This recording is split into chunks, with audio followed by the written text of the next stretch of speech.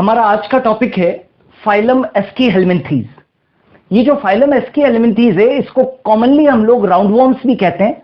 इस फाइलम को हम निमेटाहेलमिन्थीज भी कहते हैं और कभी कभी हम इस फाइलम को निमेटोडा भी कहते हैं। तो कंफ्यूजन नहीं रखना है, इसको एस्कीहेलमिन्थीज कहिए, आप निमेटाहेलमिन्थीज कहिए, या इसको निमेटोडा भी कह सकते हैं। ओके, नाउ सबसे पहले कि इसका आवास कैसा है, हैबिटेट कैसी है। तो देखिए, ये बेसिकली कैसे होते हैं, स्वतंत्र जीवी होते हैं, फ्री लिविंग होते हैं। और कैसे होते हैं, या तो जल में पाए जा सकते हैं या स्थलीय मिट्टी वगैरह के अंदर पाए जा सकते हैं। तो ये एक्वेटिक या टेरेस्ट्रियल होते हैं। और ये देखा गया है कि कुछ सदस्य ऐसे होते हैं जो परजीवी होते हैं, दूसरे जीवों के शरीर में रहते हैं। अभी जब हम लोग उदाहरण पढ़ेंगे कई सारे, तो आप पाओगे कि कई सारे ऐसे जीव हैं जो परजीवी के समान रहते हैं, जैसे कि एस्केरिस वगैरह। सिमेट्री, क्योंकि देखिए ये राउंड वॉर्म है और ज्यादातर वॉर्म्स के अंदर जो सिमेट्री होती है वो बाइलेटरल सिमेट्री होती है। तो इनके अंदर जो सममिति है वो बाइलेटरल सिमेट्री है। बाइलेटरल सिमेट्री यानी कि द्विपार्श्व सममिति।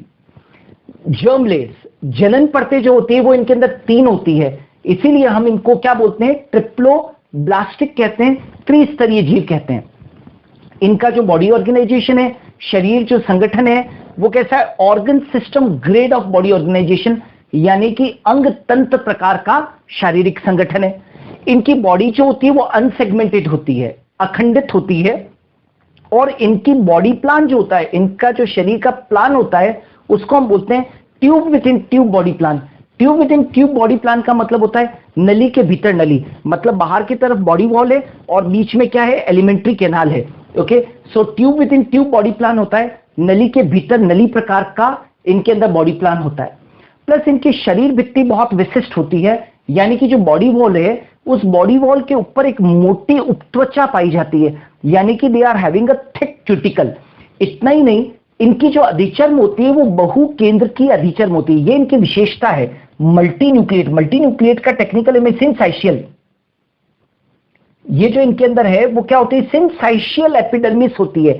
सिंसाइशियल एपिडर्मिस को हिंदी के अंदर कहते हैं मल्टी न्यूक्लिएट अधिचर्म, यानी कि बहुकेंद्रीय अधिचर्म। और इनके अंदर पेशीय परत भी बॉडी वॉल के अंदर विकसित होती है, लेकिन पेशीय परत के रूप में इनके अंदर लॉन्गिट्यूडनल मसल्स होती है, अनुलंब पेशियां होती है। इनके अंदर सर्कुलर मसल्स, यानी कि वृत्ताकार जो पेशियां होती है वो पूरी तरीके से क्या होती है, एब्सेंट होती है। प्लस इनका एक बहुत बड़ा लक्षण है कि इनके अंदर जो बॉडी कैविटी होती है, शरीर गुहा होती है, वो स्यूडोसिलोमेट होती है। स्यूडोसिलोमेट का मतलब होता है इनके अंदर कूट देह गुहा होती है। ओके, इनके अंदर जो देह गुहा है वो कैसी, कूट देह गुहा है। अब कूट देह गुहा क्या होती है, ऐसी देह गुहा जो मेसोडर्म उपकला के द्वारा आस्तरित न रहे। It is not lined by mesoderm. एक कूट देह गुहा वो होती है जो मेसोडर्म के द्वारा आस्तरित नहीं रहती है। ओके, इनके अंदर जो डाइजेस्टिव सिस्टम है, पाचन तंत्र कैसा है, तो देखिए पाचन तंत्र के अंदर, इनके अंदर विकसित पाचन तंत्र है। आहार नाल जो होती है वो पूर्ण होती है, कंप्लीट होती है। और इनके अंदर एक सुविकसित पेशीय घ्रसनी पाई जाती है, यानी कि they have a well developed muscular pharynx. Okay, उत्सर्जन तंत्र जो होता है इनके अंदर, उत्सर्जन तंत्र जो है उसके अंदर एक विशेष प्रकार की एच आकार की कोशिकाएं होती है। और इन एच आकार की कोशिकाओं को हम रेनेट कोशिकाएं कहते हैं। ओके, रेस्पिरेटरी और सर्कुलेटरी सिस्टम पूरी तरीके से एब्सेंट है, यानी कि मैं कहना चाहता हूं इनके अंदर श्वसन तंत्र और परिसंचन तंत्र पूरी तरीके से अनुपस्थित है। और इनका जो तंत्रिका तंत्र होता है वो किससे बनकर बना होता है, तो तंत्रिका तंत्र पहले तो एक तंत्रिका वलय से मिलकर बना होता है। तंत्रिका वलय को हम बोलते हैं नर्व रिंग, जो फेरिंग्स यानी कि घ्रसनी के चारों ओर स्थित होती है। और साथ के साथ इनके नर्वस सिस्टम में 6 लॉन्गिट्यूडनल तंत्रिका रज्जु पाई जाती है, यानी कि they have 6 longitudinal nerve codes. तो नर्वस सिस्टम 2 चीजों से मिलकर बना है, नर्व रिंग जो फेरिंग्स के चारों ओर स्थित होती है, और 6 अनुलंब इनके अंदर क्या पाई जाती है, नर्व कोड्स पाई जाती है। आप यदि इनके अंदर निमेटाहेलमिन्थीज के सदस्यों में रिप्रोडक्शन को देखेंगे तो इनके अंदर सेक्सुअल रिप्रोडक्शन पाया जाता है, लैंगिक जनन पाया जाता है। और इनके अंदर सेक्सेस पूरी तरीके से सेपरेट होते हैं, यानी कि ये एक लिंगी जीव है। इनके अंदर मेल और फीमेल अलग अलग होते हैं। ओके, और सबसे बड़ी विशेषता है कि मेल्स जो होते हैं वो कैसे होते हैं, छोटे होते हैं, कंपैरेटिवली छोटे होते हैं। और फीमेल जो होती है वो क्या होती है, लंबी होती है। फर्टिलाइजेशन जो होता है इनके अंदर बेसिकली आंतरिक होता है, इंटरनल फर्टिलाइजेशन होता है। ओके। और जो डेवलपमेंट होता है, परिवर्धन जो होता है, वो परिवर्धन या तो प्रत्यक्ष होता है, लार्वावस्था अनुपस्थित होती है, या कैसा होता है, अप्रत्यक्ष होता है, यानी कि इनडायरेक्ट डेवलपमेंट हो सकता है जिसके अंदर की लार्वावस्था उपस्थित होती है।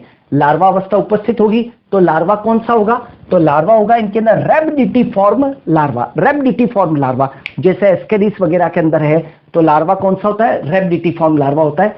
और इनके यदि अग्र सिरे को यदि हम देखें तो इनके अंदर जो स्पष्ट सिर जो है वो नहीं होता है, स्पष्ट सिर का क्या होता है, अभाव होता है।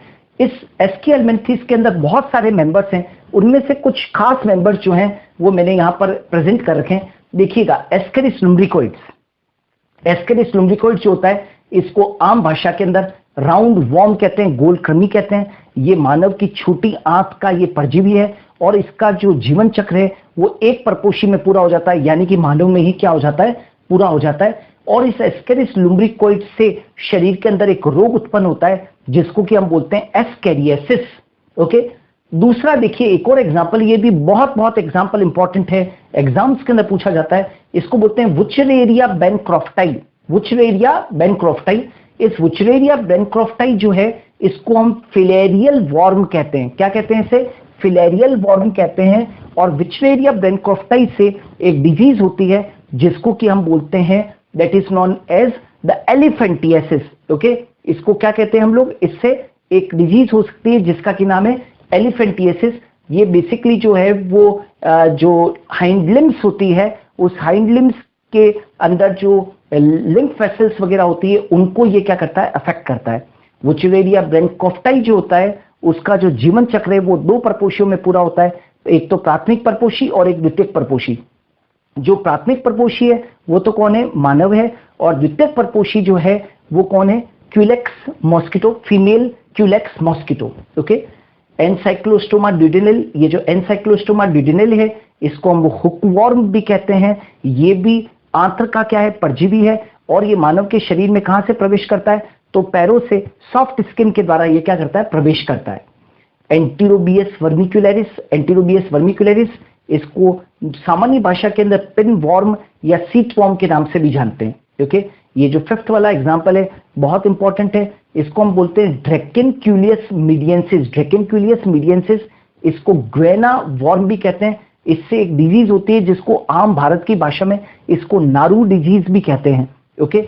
ये अपना जो जीवन चक्र है वो दो परपोषी में पूरा करता है। प्राथमिक परपोषी तो कौन है, मानव है, ह्यूमन बींग है। और द्वितीयक परपोषी सेकेंडरी होस्ट जो है वो क्या चीज है, साइक्लोप्स है, जो वाटर बॉडीज के अंदर, खुली बावड़ियों वगैरह के अंदर, खुली वाटर बॉडीज के अंदर पाया जाता है।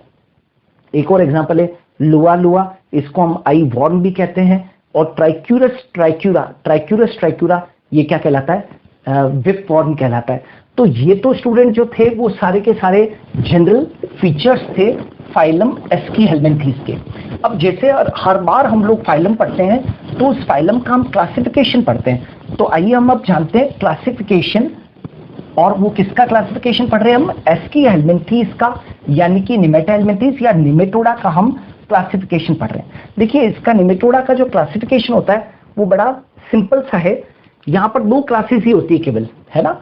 एक तो जो क्लास होती है उसको बोलते हैं ए फैस्मीडिया, ए फैस्मीडिया।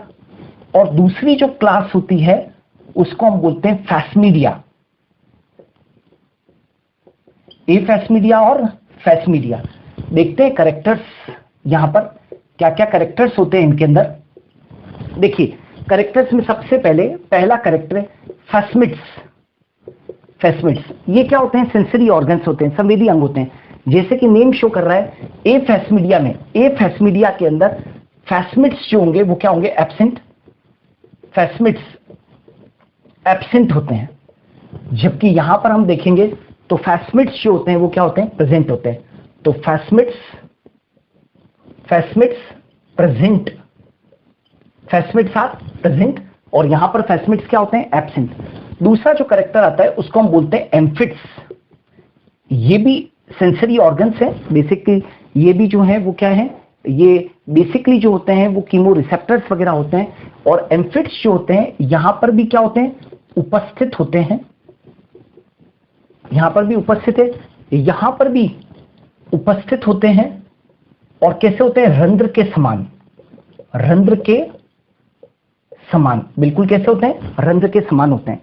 फिर आ जाते हैं उत्सर्जी नलिकाएं, एक्सक्रीटरी कैनाल्स, उत्सर्जी नलिकाएं। यहां पर देखिएगा एफएस मीडिया में या तो कम विकसित होती है तो कम विकसित होती है, या क्या होती है? इनके अंदर अनुपस्थित होती है, अनुपस्थित होती है।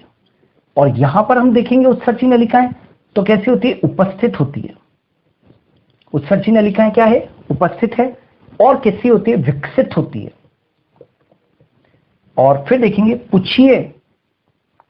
पुछिए आसंजक ग्रंथियां, पुछिए आसंजक ग्रंथियां।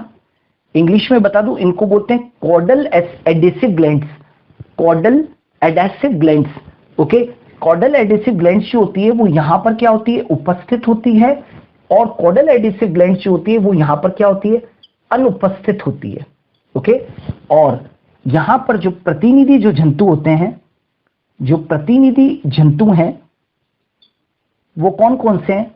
तो यहां पर जो है वो कौन है? डेस्मोस्कोलेक्स, डेस्मोस्कोलेक्स प्रतिनिधि जंतु जो है वो कौन है? डेस्मोस्कोलेक्स है और इनोप्लॉस है, इनोप्लॉस और डेस्मोस्कोलेक्स है।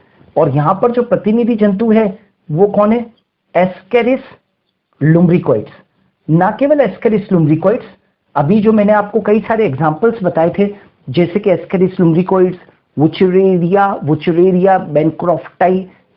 बेनक्रॉफ्टाइल, एनसाइक्लोस्टोमा जिसको कि हमने कहा था हुकवॉर्म कहा था, ड्रैकेनक्यूलियसिस मीडियंसिस, लोआ, ट्राइक्यूरस, राइट। वो जितने भी एग्जाम्पल आपने पढ़े थे वो सब किस में आते हैं? क्लास फैसिमिडिया आते हैं। तो एस्की हेलमिंथीज फाइलम का जो क्लासिफिकेशन है वो छोटा सा है, केवल 2 ही क्लासों के अंदर विभक्त किया गया है। एक का नाम है ए फैसिमिडिया और एक का नाम क्या है? फैसिमिडिया। इस ए फैसिमिडिया के अंदर डेस्मोस्कोलेक्स और इनोप्लॉस शामिल है और फैसिमिडिया के अंदर एस्केरिस, वुचरेरिया बेनक्रॉफ्टाइल, ड्रैकेनक्यूलियसिस, लोआ, एनसाइक्लोस्टोमा आदि जीव जो है वो सम्मिलित है। तो डियर स्टूडेंट्स, ये जो था वो एस्की हेलमिंथीज के जनरल कैरेक्टर्स और उसका क्लासिफिकेशन था। हम और भी वीडियोस के साथ में हाजिर होते रहेंगे। मेरे वीडियोस को देखते रहिए और मेरे चैनल को सब्सक्राइब कीजिए। Thanks a lot.